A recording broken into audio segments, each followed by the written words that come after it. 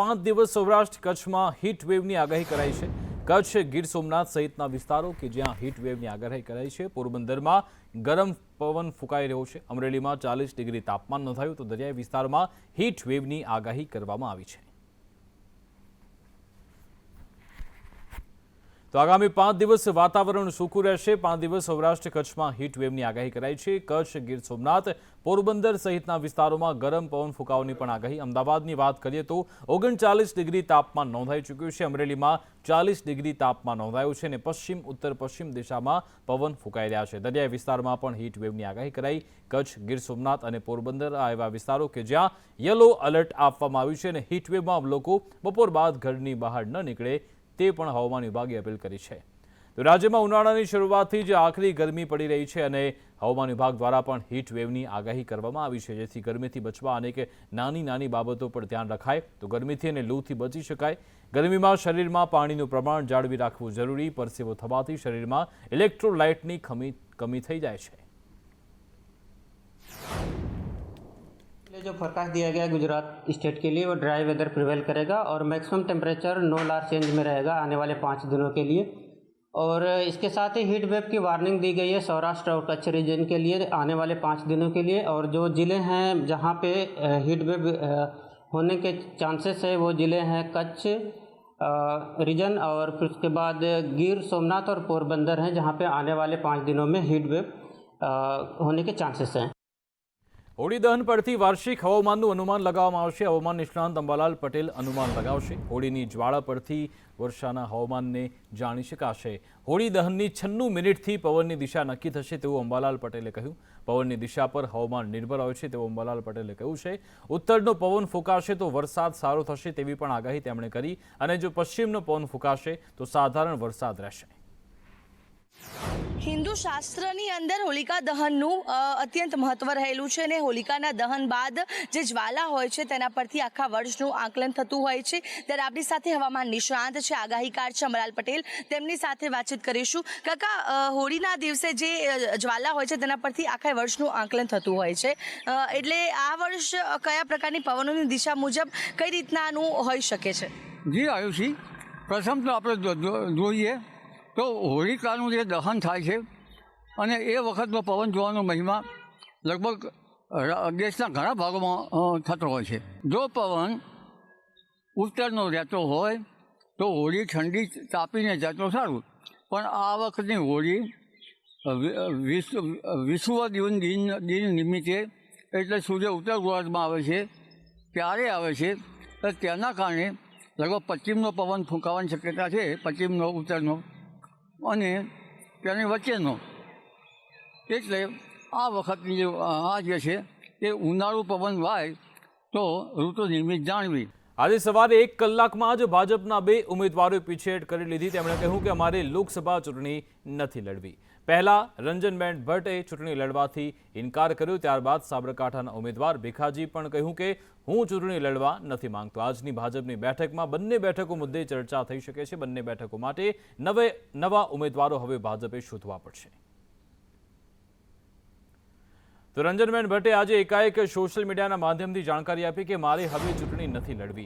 વડોદરા ભાજપના ઉમેદવાર રંજનબેન ભટ્ટ કે તેમનું નામ જાહેર થતાં જ ખૂબ જ વિરોધ થયો હતો। જો કે આજે તેમણે અચાનક કહ્યું કે મારો જે આંતરિક અસંતોષ છે તે ખૂબ જ વધી રહ્યો છે અને મારે હવે કોઈના વિરુદ્ધ નારાજગી નથી રાખવી અને એટલે હવે હું ચૂંટણી લડવા નથી માંગતી। રંજનબેન ભટ્ટ કે જો 2 ટર્મથી જીતતા આવ્યા હતા, ત્રીજી ટર્મ પર રંજનબેનને આપવામાં આવી હતી। અચાનક જ સોશિયલ મીડિયાના માધ્યમથી રંજનબેન દ્વારા જાહેરાત કરી દેવામાં આવી છે કે તેઓએ હાલ અનિચ્છા દર્શાવી છે કે તેઓને ચૂંટણી નથી લડવી, પરંતુ તેઓ કહી રહ્યા છે કે તેઓ હાલ આ નિર્ણયથી ખુશ છે, પરંતુ પક્ષ શું કહેશે તે પછીની વાત છે, પરંતુ અનિચ્છા દર્શાવી છે। રંજનબેન સાથે વાત કરવાનો પ્રયાસ કરીએ। બેન, જે રીતે સોશિયલ મીડિયાથી તમે જાહેરાત કરી દીધી છે કે અનિચ્છા દર્શાવી છે, લોકોમાં ક્યાંક નારાજગી તો હશે? મારા લોકો નારાજ હશે, પણ મને એમ થયું કે મારે સામે ચાલીને મૂકી દેવું જોઈએ। પાર્ટી કે કોઈએ મને કીધું નથી, મેં કોઈની સાથે વાત પણ નથી કરી, પણ મને એમ થયું કે મારે નથી લડવું। તો રંજનબેન ભટ્ટના નિર્ણય પર જ્યોતિ પંડ્યાએ પ્રતિક્રિયા આપી છે। તેમણે કહ્યું કે રંજનબેનનો અંતરાત્મા જાગ્યો છે। વડોદરાની જનતા માટે યોગ્ય નિર્ણય લેવામાં આવ્યો। રંજનબેનના નિર્ણયથી પાર્ટીને કોઈ ડેમેજ નહીં થાય। મને નિમિત્ત થવાનું ઈશ્વરે પ્રેરણા કરી એને ધન્યવાદ। મને કોઈ ઈગો કે અહંકાર વ્યક્ત નથી કરવો, પણ હા, જનતા જે પોતે જનતા જનાર્દન કહેવાય લોકશાહીમાં, અને એના અવાજને સાંભળીને જે પણ થતું હોય, નિર્ણય લેવાતા હોય, એને નમન છે, વંદન છે। અમારા બધાઓની નાનકડી લાગણી આટલી જ હતી, અને કદાચ મારે પહેલ કરવાનું નિમિત્ત ઈશ્વરે બનાવ્યું છે, તો ભગવાનનોય ધન્યવાદ। તો રંજનબેન ભટ્ટનો ચૂંટણી ન લડવાના નિર્ણય મામલે આજે કિરીટ પટેલે કહ્યું કે તેમની આ નિરાશા દેખાઈ રહી છે। ભાજપના કાર્યકરો ડરી ડરીને કાર્ય કરી રહ્યા છે। ભાજપના કાર્યકરોમાં પણ નિરાશાનો માહોલ છે। જો સમગ્ર ગુજરાતની અંદર, શહેરની અંદર ભારતીય જનતા પાર્ટીનો દબદબો છે, અને એમાંય ખાસ કરીને બરોડાની અંદર મ્યુનિસિપલ કોર્પોરેશન હોય કે તમામ ધારાસભ્યો હોય અને સંસદ સભ્યો એ ભારતીય જનતા પાર્ટીના રહ્યા છે। પરંતુ જે રીતે આજે 3 ટર્મ સુધી સાંસદ રહેલા સાંસદ ટ્વીટ કરી અને એમ કે હું ચૂંટણી લડવાની નથી, એ જ બતાવે છે કે ભારતીય જનતા પાર્ટીના ઉમેદવારોની અંદર કેટલી નિરાશા છે। લોકસભાની ચૂંટણી નજીક છે, તેવામાં રાજકીય ગલિયારીઓમાં ચહલ પહલ વધી ચૂકી છે। ગુજરાતની વાત કરીએ તો કોંગ્રેસ જ નહીં પરંતુ ભાજપમાં પણ ક્યાંક ને ક્યાંક જૂથબંધી અને આંતરિક કલહ ઉમેદવારોને લઈ અસંતોષ જોવા મળી રહ્યો છે। કોંગ્રેસ મહુડી મંડળે અમદાવાદ પૂર્વની બેઠક પરથી રોહન ગુપ્તાનું નામ જાહેર કર્યું હતું। ત્યારે પ્રથમ તો રોહન ગુપ્તાએ પારિવારિક કારણસર ઉમેદવારી પરત ખેંચી, પરંતુ રહેતા પક્ષ તરફથી પણ રોહન ગુપ્તાએ નારાજગી દર્શાવી અને પછી 22 માર્ચના રોજ રાજીનામું આપ્યું। તો ભાજપમાં પણ વડોદરા બેઠક પર રંજનબેન ભટ્ટના નામને લઈ વિવાદ થયો હતો। પૂર્વ મેયર ડોક્ટર જ્યોતિ પંડ્યાના વિરોધ બાદ રંજનબેન સામે જાહેરમાં પોસ્ટર વોર શરૂ થયું। આખરે રંજનબેને પણ ચૂંટણી લડવાના ના પાડી દીધી। સાબરકાંઠા બેઠકની વાત કરીએ તો ભાજપના જ ઉમેદવાર ભીખાજી ઠાકોરે પણ ચૂંટણી લડવાથી ઇનકાર કર્યો છે। અહીંયા દીપસિંહ રાઠોડની ટિકિટ કાપી તેમને ટિકિટ આપવામાં આવી હતી। જોકે હવે ભીખાજી ઠાકોર પણ કહી રહ્યા છે કે મારે ચૂંટણી નથી લડવી। આમ જોઈએ તો કોંગ્રેસ જ નહીં પરંતુ ભાજપમાંથી પણ ઉમેદવારોના નામને લઈ એક યા બીજી રીતે નારાજગી સામે આવી છે, અને આંતરિક કલહના કારણે શિસ્તબદ્ધ પાર્ટી કહેવાતી ભાજપના ઉમેદવારો પણ ચૂંટણી લડવા પીછેહટ કરી રહ્યા છે। તો ભાજપમાં જૂથવાદને લઈ કોંગ્રેસ પ્રવક્તાએ પ્રહાર કર્યા છે। મનીષ દોશીએ કહ્યું કે ભાજપમાં જૂથવાદ અસંતોષ ચરમસીમાએ પહોંચ્યો છે। જૂથવાદ વડોદરાથી શરૂ થઈ સાબરકાંઠા પહોંચ્યો। ભાજપના રાજમાં ગુજરાતીઓને અન્યાય થયો છે। કહેવાતી શિસ્તવાદી પાર્ટીની અંદર અસંતોષની આંધી પરાકાષ્ઠા ઉપર છે। વડોદરાની અંદર જે પ્રકારના એમના જ પક્ષના વરિષ્ઠ આગેવાનોએ મોટા પાયે ભ્રષ્ટાચારની કાળા ચિઠ્ઠા એક પછી એક એમના નેતૃત્વ સમક્ષ રજૂ કર્યા, માધ્યમો સમક્ષ રજૂ કર્યા। જે રીતે ભાજપાની જેમને ટિકિટ મળી હતી હાલના સાંસદ બેનશ્રીએ પોતે માધ્યમોમાં કીધું, પોતે પોતાના સોશિયલ મીડિયામાં કે હું હવે ચૂંટણી લડવાની અનિચ્છા વ્યક્ત કરું છું, અને પણ એમને સાથે સાથે એ પણ વાત કરી હતી કે પોસ્ટર અને પત્રિકા યુદ્ધે આ ભોગ લીધો છે। જે પોસ્ટરોની આગળ કોંગ્રેસના ઉપર દોષનો ટોપલો ઢોળતા હતા, હકીકતમાં ભાજપાનો આંતરિક અસંતોષ જૂથવાદ ચરમસીમા ઉપર હતો। પણ તો કોંગ્રેસ નેતા અમીબેન રાવતે કહ્યું કે રંજન ભટ્ટનું નામ જાહેર થયું ત્યારથી જ તેમના પક્ષમાં વિરોધ શરૂ થયો હતો। વડોદરાના વિકાસમાં તેમનો ફાળો શૂન્ય છે। રંજન ભટ્ટને ટિકિટ અપાઈ અને સ્થાનિક ભાજપમાં વિરોધ બહાર આવ્યો। ભાજપમાં ઉમેદવાર કોણ હોય તેથી અમને કોઈ લેવા દેવા નથી। બીજી વખત જ્યારે આ જ સાંસદને ટિકિટ આપવામાં આવી તો ભારતીય જનતા પાર્ટીના કાર્યકરોનો રોષ ખુલીને બહાર આવ્યો। બંધ બારણે પોસ્ટર વોર ચાલ્યા। જાહેરમાં સિનિયર નેતાઓ રાજીનામા પડ્યા, ધારાસભ્યોના રાજીનામા પડ્યા। કાલ સુધી 10 લાખ વોટથી જીતવાની વાતો કરનાર રંજનબેન આજે કેન્ડિડેચર પાછું ખેંચતા હોય અને કાલ સુધી જે ખૂબ ઉત્સાહમાં આવીને પ્રચારની રેલીઓ સુધી ચાલુ કરી દીધી હોય અને આજે અચાનક કેન્ડિડેચર વિડ્રો કરે તો ચોક્કસ ઉપરથી આદેશ જ હોય ને એમનો વિરોધ હતો, લોકોમાં બી હતો, એમની પાર્ટીમાં બી હતો, એ જગજાહેર છે। ત્યારે આ પ્રશ્ન જ અસ્થાને છે કે એમને પોતે વિડ્રો કર્યું। અન્ય ઠેકાણે સાબરકાંઠામાં બી કેન્ડિડેચર વિડ્રો કરવાની આ જ રીતની જાહેરાત થઈ છે, ત્યારે આ હાઈકમાન્ડના આદેશ સિવાય હોય ના। સમાચાર છોટાઉદેપુરથી, જ્યાં ભાજપનો ભરતી મેળો યોજાયો હતો। જો કે હવે ભાજપ કાર્યાલયનો આ જે ભરતી મેળો છે તે વિવાદમાં આવ્યો છે। ભરતી મેળામાં સ્ટેજ પર બુટલેગરને બેસાડવામાં આવતા ચર્ચાએ જોર પકડ્યું છે. 8 જેટલા ગુનાના આરોપીનું બુકે આપી સ્વાગત કરવામાં આવ્યું. બુટલેગરનું સ્વાગત કરવામાં આવતા વિપક્ષે પણ સવાલ ઉઠાવ્યા છે. અહીંયા છોટાઉદેપુરના રાજ્યસભાથી જે સાંસદ પહોંચ્યા હતા તે નારાયણ રાઠવા પણ સ્ટેજ પર ઉપસ્થિત હતા. ઘણા બધા એવા દિગ્ગજ આગેવાનો હતા. તેમની બાજુમાં એક બુટલેગરને બેસાડવામાં આવ્યો છે. છોટાઉદેપુર ભાજપ કાર્યાલયનો આજે જે ભરતી મેળો યોજાયો ત્યાં આજે બુટલેગરને પણ પક્ષમાં આવકારવામાં આવ્યો. તેનું બુકે પહેરાવી તેને સ્વાગત કરવામાં આવ્યો હતો. ગોરધન ઝડપિયા પણ આ સ્ટેજ પર ઉપસ્થિત હતા. આ બધાની સાથે એક બુટલેગર પણ અહીંયા ઉપસ્થિત હતો. એ બુટલેગર કે જે પરિવારોને તે નુકસાન પહોંચાડે છે, તેના કારણે પરિવારો સાફ થઈ જાય છે. જે દારૂનું જે દૂષણ છે તે અનેક જે પરિવારો છે તેને ભરખી ગયો છે અને એ જ આ જે દૂષણને પોષતો જે બુટલેગર છે તેને ભારતીય જનતા પાર્ટીના સ્ટેજ પર સ્થાન આપવામાં આવ્યું છે. સવાલ એ છે કે આવા જે અસામાજિક તત્વો છે, આવા બુટલેગર છે, તેમને કેમ ભાજપ પોતાની સાથે રાખે છે? ભરતી મેળામાં બુટલેગર સ્ટેજ પર જોવા મળતા વિપક્ષે સવાલ ઉઠાવ્યા છે. છેલ્લા ઘણા સમયથી ભાજપમાં ભરતી મેળો ચાલી રહ્યો છે. અલગ અલગ રાજકીય પક્ષોના લોકોને, અલગ અલગ સમાજના લોકોને, રાજકીય આગેવાનોને જોડાઈ રહ્યા છે. તેવામાં હવે બુટલેગરને પણ ભાજપ સાથે જોડવામાં આવ્યો છે. આ અંગે જાણકારી સાથે અમારા સંવાદદાતા અમિત પટેલ ફોનલાઈન પર જોડાઈ ગયા છે. અમિત, આ બુટલેગર કોણ છે કે જેને કેમ ભાજપે પણ સાથે જોડી લીધો? જી, હું ચોક્કસ આપણે જણાવવા માંગીશ કે આ જે પિન્ટુ જયસ્વાલ કરીને જે બુટલેગર છે તે અલીરાજપુરના વતની છે અને તેઓનું મકાન છોટાઉદેપુર ભાજપ કાર્યાલયની બાજુમાં જ આવેલું હતું અને બાજુનું મકાન છે તે ભાજપને વેચી દેવામાં આવ્યું હતું અને તેને લઈને આજે તેઓને સ્ટેજ પર બેસાડવામાં આવ્યા હતા.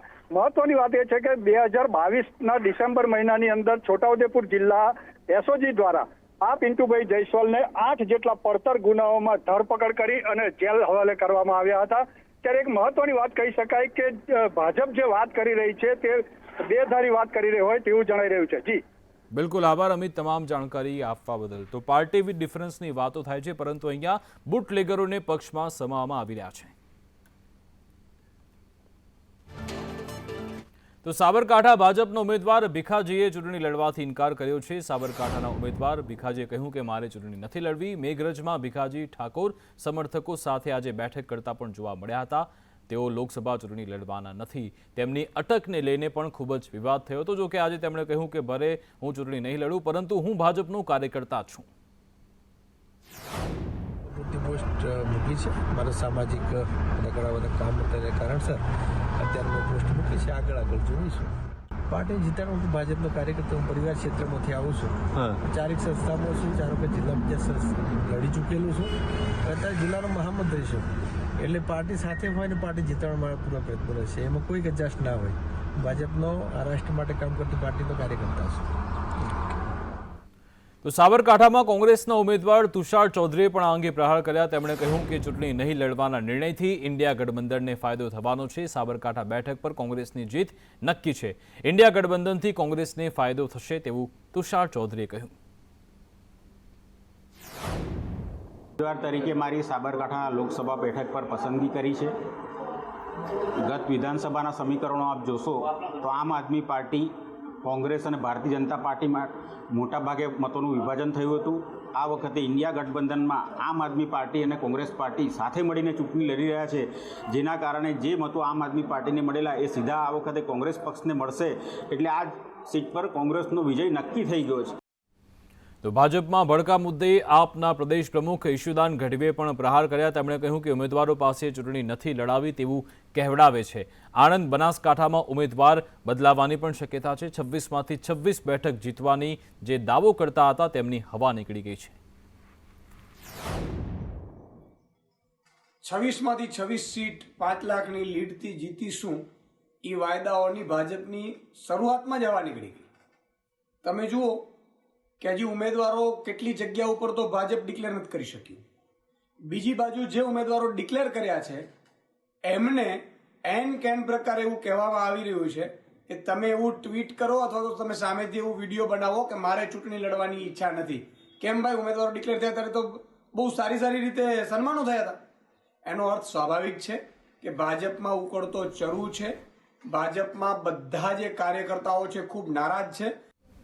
પાટણ લોકસભા ઉમેદવારે ચૂંટણી પ્રચાર શરૂ કર્યો છે। ચંદનજી ઠાકોરે સરસ્વતીના ઉંદરા ગામે બેઠક યોજી હતી। ચંદનજી ઠાકોરે ગ્રામજનો સમક્ષ પાઘડી ઉતારી તેમણે કહ્યું કે મારી પાઘડી તમારા ચરણોમાં મૂકું છું। ગ્રામજનોને પાઘડીની લાજ રાખવા પણ ચંદનજીએ આહવાન કર્યું। ચંદનજીના સમર્થનમાં ગ્રામજનોએ જાહેરાત કરી કે ચંદનજીની ઠાકોરની જે ડિપોઝિટ છે તે ગ્રામજનો ભરશે। કે આવનારા સમયની અંદર સાહેબની જે ફોર્મની જે પૈસા જે ભરવાના થાય, જે ડિપોઝિટ ભરવાની થાય એ સમગ્ર ઉંદરા ગામના લોકો ભરશે। અને સાહેબને એટલી ઊંફ આપી છે કે આવનારા સમયની અંદર એ ડિપોઝિટ તો ભરશું, પણ અમે બીજું તન મન અને ધનથી જે પણ જગ્યાએ જેટલી મદદ કરવાનું થાય એટલી મદદ કરી અને અમારા ગામનું નેતૃત્વથી દિલ્હી સુધી જાય એવો અમે અમારો સમગ્ર ગામ 18 આલમ પ્રયત્ન કરશે અને સાહેબને મદદ કરશે। ગામ છે મારું, મારો પરિવાર છે, મારું ઘર છે। મારા ઘરમાં હું પાઘડી ન ઉતારું તો ક્યાં ઉતારું? મારો ઘર, મારો પરિવારને મેં ભરોસો દિલાયો છે કે મારી પાઘડીની આલાજ ના જાય। મારા ખેતરપાળ દાદાના મેં ચરણોમાં વંદન કર્યા છે, અંબામાના ચરણોમાં વંદન કર્યા છે કે હે ભગવાન ઈષ્ટદેવ મારી લાજ રાખજે અને મારી ઇજ્જત રાખજો। અને આ ભારતીય જનતા પાર્ટીની તાનાશાહી હોમે ચૂંટણીના જંગમાં જે ઉતર્યો છે એમાં જંગી બહુમતીથી જીતાડીને દિલ્હી પહોંચાડજે એવા માના શિરણોમાં અને ગામના શિરણોમાં આશીર્વાદ લીધા છે। યુવાનોથી, મહિલાઓથી માંડી અને ભારતીય જનતા પાર્ટીની માનસિકતા ધરાવતા સરપંચો પણ ખુલ્લા ચંદનજીને, કોંગ્રેસને સપોર્ટ આપવા માટે તૈયાર છે। અને અમે જે કલ્પના કરી હતી એના કરતાં પણ 100 ગણો વધુ જોશ મળી રહ્યો છે। આજે તમે જુઓ છો ઉંદરા ગામની અંદર સમગ્ર ગામે એમની ડિપોઝિટ ભરવાની પણ વાત કરી છે। એટલે માત્ર મહેનત જ નહીં, આર્થિક રીતે પણ આ વિસ્તારના લોકો ચંદનજીને મદદ કરી રહ્યા છે। ભરૂચમાં આપ પાર્ટીના નેતાઓ હોળીના તહેવારમાં ધારાસભ્યના નામે અધિકારી અને કોન્ટ્રાક્ટરને ધમકાવીને રૂપિયાની ઉઘરાણી કરે છે। આક્ષેપ ભાજપ ઉમેદવાર મનસુખ વસાવાએ કર્યા। આ મામલે આપના ઉમેદવાર ચેતર વસાવાએ કહ્યું કે દિવાળી પહેલાથી હું મારા મત વિસ્તારમાં ગયો જ નથી અને ત્યાં જવા પર પ્રતિબંધ છે, એટલે તમામ આરોપો પાયાવિહોણા છે અને મનસુખભાઈ પાસે પુરાવા હોય તો સાબિત કરે તેવો પણ પડકાર ચેતર વસાવાએ ફેંક્યો છે। આપ સૌ જાણો છો છેલ્લા 5 થી 6 મહિના દરમિયાન હું જેલમાં હતો। જેલમાંથી છૂટીને આવ્યા બાદ પણ મને શરતી જામીન મળ્યા છે। હું હાલમાં નર્મદા જિલ્લામાં પ્રવેશબંધી મને ફરવામાં આવી છે અને ભરૂચમાં હું રહી નથી શકતો, ત્યારે કોઈ પણ અધિકારી સાથે અમે રૂબરૂ મળ્યા નથી કે કોઈ સાથે અમારી ટેલિફોનિક વાતો થઈ નથી। સાથે સાથે હમણાં જ મારા ટીડીઓથી લઈને તમામ શાખા અધિકારીઓ સાથે મેં વાત કરી છે। કોઈ પણ આવો બનાવ ત્યાં બન્યો નથી। ત્યારે મનસુખભાઈ વસાવા પર કોઈ પુરાવા હોય તો એ જાહેર કરી શકે છે, તપાસ કરાવી શકે છે અને કાયદેસરની કાર્યવાહી કરાવી શકે છે। ચેતરભાઈ આગળ આવ્યા છે એ મનસુખભાઈ જોઈ નથી શકતા। ખરેખર આદિવાસીનો દીકરો છે, તમારે લાલ લડાવવા જોઈએ। મનસુખભાઈએ ચેતરભાઈને જેલમાં પુરાવડાવ્યા, મનસુખભાઈ ખોટો કેસ કરાવડાવ્યો છે। મનસુખભાઈના આક્ષેપો દર વખતે વાહિયાત હોય છે, એટલે એમાં કંઈ સિરિયસ કંઈ લેવાનું જ નથી હોતું। મનસુખભાઈ, મેં કીધું ને કે બોખલાઈ ગયા છે। મનસુખભાઈ પહેલાં ચેલેન્જો આપી હતી કે આવો ચેતરભાઈ આપણે ડિબેટ કરીએ ઓપન, પછી મનસુખભાઈ જ ન આવ્યા। એટલે મનસુખભાઈની વાતોમાં બહુ સિરિયસ લેવાની જરૂર નથી અને એમણે ખરેખર ચૂંટણી હવે લડવી ન જોઈએ। આદિવાસી સમાજનો એક મજબૂત છોકરો ચેતર વસાવા, જે ઉમરગામથી અંબાજી સુધી જેની લોકપ્રિયતા છે, એ લડી રહ્યો છે, એમને સપોર્ટ કરવો જોઈએ મનસુખ વસાવાએ। આ તરફ આણંદ લોકસભા બેઠકના ઉમેદવાર મિતેશ પટેલે ખુલાસો કર્યો છે કે આણંદ બેઠક પરથી હું જ ચૂંટણી લડવાનો છું અને હું ચૂંટણી નહીં લડું એ માત્ર અફવા છે। સોશિયલ મીડિયા અને મીડિયામાં જે અફવાઓ ચાલી રહી છે કે આણંદમાંથી ભારતીય જનતા પાર્ટીના ઉમેદવાર મિતેશભાઈ પટેલ બદલાય છે, આ અફવાઓ જ છે। અફવાઓમાં કોઈ પણ નાગરિક અથવા ભારતીય જનતા પાર્ટીના કાર્યકર્તાઓને વિનંતી કરીશ કે ફક્ત ને ફક્ત આ અફવાઓ છે। આણંદમાંથી ઉમેદવાર તરીકે મિતેશ પટેલ છે અને મિતેશ પટેલ જ ચૂંટણી લડશે। તો સુરત ભાજપ ઉમેદવાર મુકેશ દલાલે પણ સ્પષ્ટતા કરી। તેમણે કહ્યું કે હું સુરતથી ચૂંટણી લડવાનો છું, મેં સુરતમાં પ્રચાર પણ શરૂ કરી નાખ્યો છે।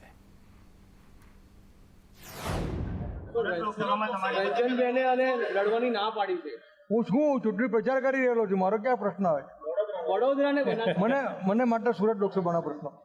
આવું ભાજપમાં કેમ થયું છે? ઉમેદવારો જાહેર મને માત્ર મારા અને સુરત લોકસભાનો પ્રશ્ન।